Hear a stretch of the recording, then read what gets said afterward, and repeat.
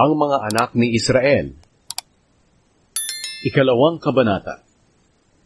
Ito ang mga anak na lalaki ni Israel: Reuben, Simeon, Levi, Huda, Isakar, Zebulun, Dan, Jose, Benjamin, Naphtali, Gad, at Asher. Ang lahi ni Huda. May 3 anak na lalaki si Huda sa asawa niyang si Batshua na Kananea. Sila'y sina Er, Onan, at Shelah. Si Er ang panganay sa magkakapatid. Masama siya sa paningin ng Panginoon, kaya pinatay siya ng Panginoon. May mga anak pang lalaki si Huda kay Tamar na kanyang manugang. Sila'y sina Perez at Zerah. 5 lahat ang anak na lalaki ni Huda. Ang mga anak na lalaki ni Perez ay sina Hezron at Hamul. 5 lahat ang anak na lalaki ni Zerah. Sina Zimri, Etan, Heman, Kalkon, at Darda. Ang anak na lalaki ni Carmi ay si Akar. Si Akar ang nagdala ng kasamaan sa Israel dahil kinuha niya ang bagay na inilaan ng buo para sa Diyos. Ang anak na lalaki ni Etan ay si Azariah. Ang lahi na pinagmulan ni David.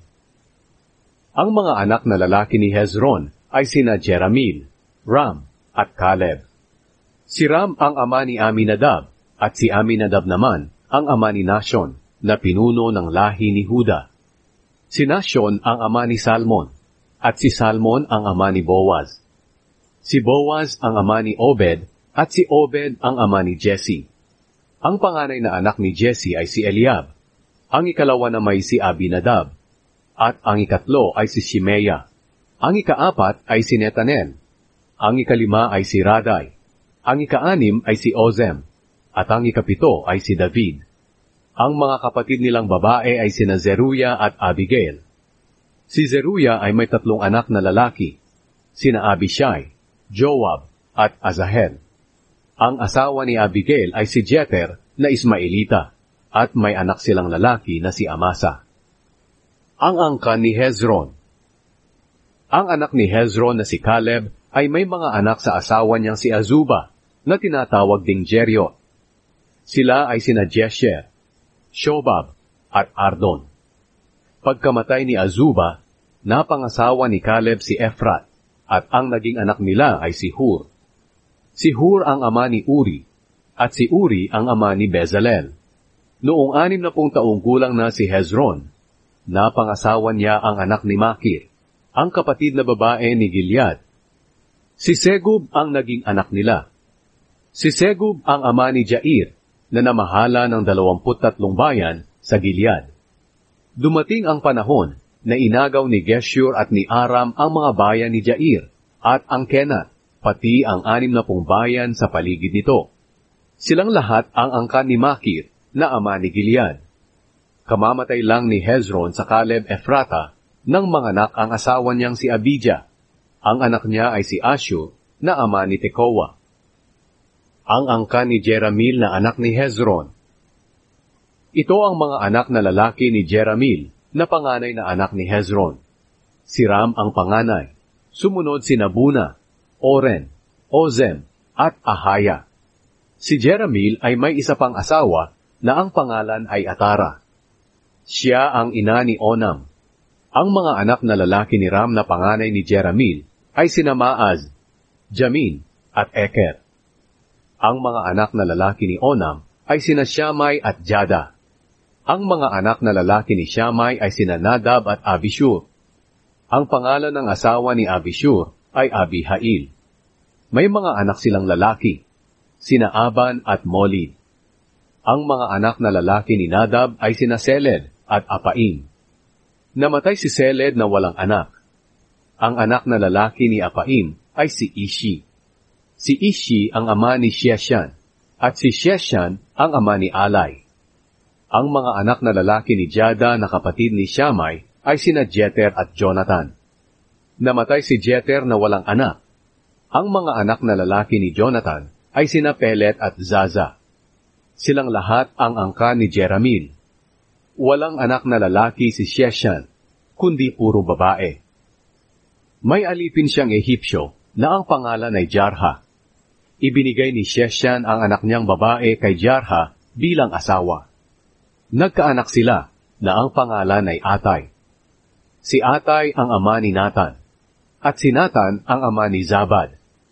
Si Zabad naman ang ama ni Eflal. Si Eflal ang ama ni Obed. Si Obed ang ama ni Jehu. At si Jehu ang ama ni Azariah.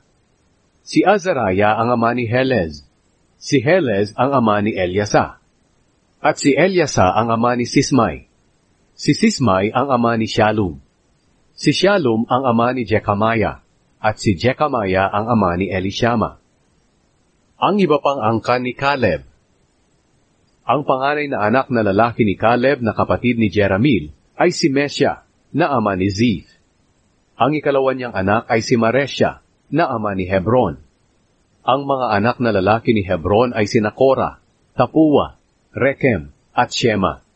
Si Shema ang anak ni Raham, at si Raham ang ama ni Jorkeam. Si Rekem ang ama ni Shammai. Si Shammai ang ama ni Maon. At si Maon ang ama ni Betzur.